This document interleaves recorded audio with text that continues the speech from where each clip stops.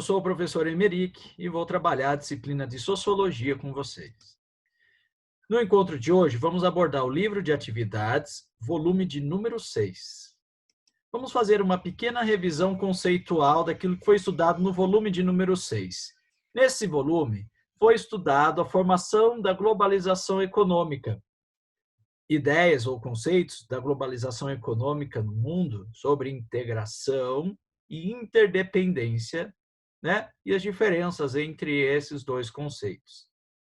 Você também teve a oportunidade de compreender as origens históricas da globalização econômica, o acordo na conferência, né, de Bretton Woods, grandes navegações, final da Segunda Guerra Mundial, os estabelecimentos e os acordos, principalmente liderado pelos Estados Unidos, a conversão do ouro para o dólar nas relações, né? Então, a adoção do dólar como moeda internacional, a liberação gradual do comércio internacional, a formação de blocos. Aí, a interdependência econômica global também foi um dos objetos de estudo desta temática do nosso volume, certo? Também falamos sobre a interdependência econômica dos países, né? E teve início ali no pós-guerra, acentuado por um conjunto de acontecimentos lá da década de 70. Mudanças no sistema de produção de mercadoria, tivemos a crise do modelo do Fordismo, substituído pelo Toyotismo, né? Então, a desregulação financeira, esses foram os episódios marcantes, portanto, da globalização econômica. Só para recapitular aquilo que já foi estudado. Vamos fazer alguns testes aqui de caráter, né, de assimilação de conceito. Vejamos, pois, então, lá no volume de número 6, Sociologia, livro de atividades, questão de número 2, na primeira parte. Diz lá assim: com o fim da Guerra Fria, os Estados Unidos formalizaram sua posição hegemônica no mundo. Sem concorrência e se expandindo para as antigas áreas de predomínio socialista, o capitalismo conheceu uma nova fase de expansão. Tornou-se mundializado e globalizado. Certo? Lá com o fim da Guerra Fria. O processo de globalização, olha que importante, criou uma nova dimensão internacional do trabalho, baseado numa redistribuição pelo mundo de fábricas, bancos, empresas de comércio, serviços e mídia. Então, o processo de globalização fez com que as fábricas, os bancos fossem redistribuídos pelo mundo. Então, esse processo de divisão internacional do trabalho. Então, não fica só localizado regionalmente. Dentre as consequências desse processo de globalização, é correto citar a. O nascimento do governo universal e democrático. Houve isso? Não, né? B. Houve, como consequência desse processo de globalização, a pacificação das relações internacionais? Não, né? Porque ainda começou uma guerra comercial. Teve C, aqui para a gente ver, o enfraquecimento da ideia dos Estados-nação? É verdade, isso aconteceu. Até por conta da abertura do comércio, né? E a globalização fez com que essa noção de Estados, nações, fosse enfraquecida. D. Houve a abolição da exploração social do trabalho? Não, o trabalhador continua sendo explorado na sua mão de obra. E E. Houve o nivelamento econômico dos países? Não, existem países mais ricos e, por isso, mais desenvolvidos, outros subdesenvolvidos, não tão ricos, porque depende de fatores como, né, tecnologia, capacidade de produção, mão de obra, são N os fatores. Então, questão 2, gabarito letra C. Veja, aí há uma segunda parte desse nosso volume de número 6 que trata e aborda das características da globalização econômica. Elementos como circulação dos fluxos de capital, que é o capital financeiro, transição, moeda, né? E capitais empregados em fábrica, contratação da mão de obra. Tivemos também a internalização do capital, ampla circulação do capital financeiro, que atravessam livremente as fronteiras nacionais. Ou seja, uma empresa que possui um grande capital, ele investe num outro país, nas bolsas, nas ações, nos fundos. Isso é o capital financeiro. Eu pego meu dinheiro e invisto num outro país, nas suas ações, né? Corporações transnacionais, a fusão, então, de pequenas empresas e grandes empresas, tornando-as muito maior, com muito mais poderio, além de força política e econômica dessas empresas. Blocos econômicos regionais, ou seja, os países de uma determinada região se unem formando um bloco econômico para fazer frente, geralmente a uma outra moeda. Então, se você tinha o dólar com os americanos, o bloco europeu fundou o euro como uma moeda de circulação comum e fazendo frente a força, portanto, dessa moeda ao dólar. Tivemos também aqui o estudo da globalização e identidades culturais. Então, você observou que os fenômenos, né? O fenômeno da globalização reforçou as identidades culturais. E aí também, atrelado a isso, a tecnologia e informação, a comunicação, permitiu a interação. Então, o contato entre as culturas locais e global pode produzir o que a gente chama de uma hibridização. Ou seja, a minha cultura, que antes era fechada na minha própria regionalidade, agora, com acesso às tecnologias que permitem uma conexão com outros povos, eu assimilo elementos culturais da gastronomia, do vestuário, de tecnologias e passo a incorporar e agregar a minha cultura. Também houve o estudo de conflitos no mundo contemporâneo. Você estudou, por exemplo, né, as formas de rejeição, a diferença cultural no mundo de globalização, xenofobia, etnocentrismo, estereótipos. Então, de repente, alguém vem de um país para o nosso país e justamente pelas suas características e elementos daquela cultura, daquele povo, ele sofre esse preconceito, ele é agredido, é violentado, às vezes é morto. Então, o racismo, ou o entendimento de que nossa cultura é superior pelas nossas tecnologias, pela nossa forma de organização, a questão etnocêntrica, ou caracteriza, marca estereótipos, né? Então, esses elementos vão se fazer presente no mundo contemporâneo, globalizado, e esses conflitos que agora estavam presentes no campo econômico de uma guerra comercial, agora também ganha destaque também no âmbito social. Vamos resolver alguns testes para assimilação desses conceitos. Questão de número 1 da segunda parte, tá, do volume 6, Sociologia Livre de Atividade. Presenciamos o imperativo das exportações. Então, está havendo exportação, todo momento. Tem que exportar. Presente no discurso e nas políticas do Estado e na lógica das empresas, que tem promovido uma verdadeira comoditização da economia e do território. Commodities econômicas. Esse é o conceito. A lógica das commodities não se caracteriza apenas por uma invenção econômica financeira.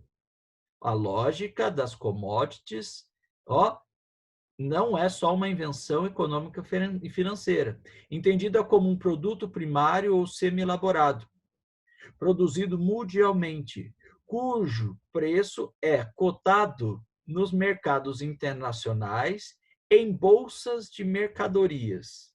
Trata-se também de uma expressão política e geográfica que resulta na exacerbação das especializações regionais produtivas. Vamos lá, então. Por comoditização do território, o que é que a gente pode entender? O que significa? A. É a diminuição das especializações regionais, baseada na produção de bens de capital e recursos minerais. Né? Avançamos ali o sinal. B. É a diminuição das especializações regionais baseadas na produção de bens de alta tecnologia e produtos agrícolas. Não, não é a diminuição, é o aumento dessas especializações. C, é a ampliação e aprofundamento das especializações regionais baseadas na produção de bens, de capital e bens de consumos duráveis. D, que a gente viu o gabarito, é a ampliação e aprofundamento das especializações regionais, que está baseado essa ampliação e esse aprofundamento na produção de bens agrícolas e recursos minerais. Um país que produz como o nosso, não é? O setor da agricultura, que produz em grandes quantidades e exploração de recursos minerais, é onde existe um grande investimento de capital financeiro de outros países. Então, o nosso país, por exemplo, esse ano terá uma das melhores safras. E isso traz investidores, né? Porque ele ganha com isso, lucra ao investir em bolsas, em fundos. E esses fundos servem também de recurso para empréstimo para essas grandes produções e explorações. Legal. Questão 3. Traz assim: considerando os processos de globalização e os seus efeitos, assinale as afirmativas a seguir. 1. No mercado globalizado, as empresas buscam estabelecer unidades fabris em locais onde a mão de obra seja mais barata. Claro, uma mão de obra mais barata, você terá um investimento menor e terá um lucro maior. Terceirizando o processo e flexibilizando relações de trabalho. Então, uma empresa terceiriza para uma outra, que ela vai explorar, portanto, comprando muito mais barato, e depois ela junta essas peças e aí ela revende. É muito mais barato do que você produzir. Se já tem alguém que faz, e você consegue chegar a um preço menor naquela produção. Flexibilizando as relações de trabalho. Então, se eu vou montar um carro, eu vou montar o pneu num país da África, eu vou montar o motor na Argentina, eu vou produzir os vidros, de repente, no Brasil, e eu vou vender esse carro no Japão, eu junto as peças lá. É muito mais barato. Então, esta alternativa está correta. Com a internacionalização das empresas e mercados, a competitividade por ocupações profissionais, então, está dizendo que, dado o fato das empresas e o mercado ter sido internacionalizado, vai haver uma competição maior entre os profissionais. E isso vai gerar um fortalecimento na relação de trabalho? Claro que não. Se é uma competitividade, é uma fragilidade, é todo risco, a todo momento você corre o risco de ser demitido. Por quê? Porque tem um profissional muito mais bem preparado e qualificado, gerando maior proteção? De modo algum. A competitividade gera instabilidade, insegurança. Por quê? Porque certamente tem um profissional que ou é mais bem preparado, ou ele admite ganhar menos. Então, não, né? 3. A formação de blocos econômicos garante a circulação de produções industriais e tecnológicos. A formação dos blocos econômicos, os países formam seus blocos, isso permite a circulação dos produtos industriais e tecnológicos. Então, o meu país pode vender no outro país tudo que ele produziu industrialmente e tecnologicamente, fornecendo não apenas o produto de alta qualidade, só produto de alta qualidade. Olha a relação da China com o Brasil e com o resto do mundo. Os produtos são realmente de alta qualidade, de grande durabilidade, mas também o conhecimento e a perícia necessária para a produção de equipamentos equivalentes. Não, eu circulo apenas o produto, não o conhecimento e não a tecnologia, e muito menos a perícia. Eu não quero ninguém mais fazendo aquilo. Uma empresa quer ela mesma produzir, quer se garantir, por isso ela consegue chegar àquele valor. Então, está errado. Legal? Então, o nosso gabarito ficou apenas a alternativa a letra D, apenas a 1. 4. Na questão 4 da parte 2, não se esqueça, pela primeira vez na história humana, qualquer coisa pode ser feita em qualquer parte do mundo e vendida em qualquer parte. Então, eu não preciso fazer tudo aqui no território brasileiro. Eu posso fazer uma parte do produto nos Estados Unidos, uma outra parte na França e junto tudo para vender, de repente, ali em Portugal. Em economias capitalistas, isso significa produzir cada componente e executar cada atividade na região do globo, em que isso pode ser feito a um custo menor e vender os produtos ou serviços resultantes onde os preços e lucros sejam os mais altos. Então, de repente, eu crio uma empresa e vou produzir na Zona Franca de Manaus, porque lá tem uma série de vantagens e benefícios, ao invés de produzir aqui no Sul. Isso pode acontecer também internamente. Minimizar custos, maximizar receitas e a maximização do lucro é o coração do capitalismo. Ou seja, custo baixo, lucro absoluto. Essa é a lógica do capitalismo.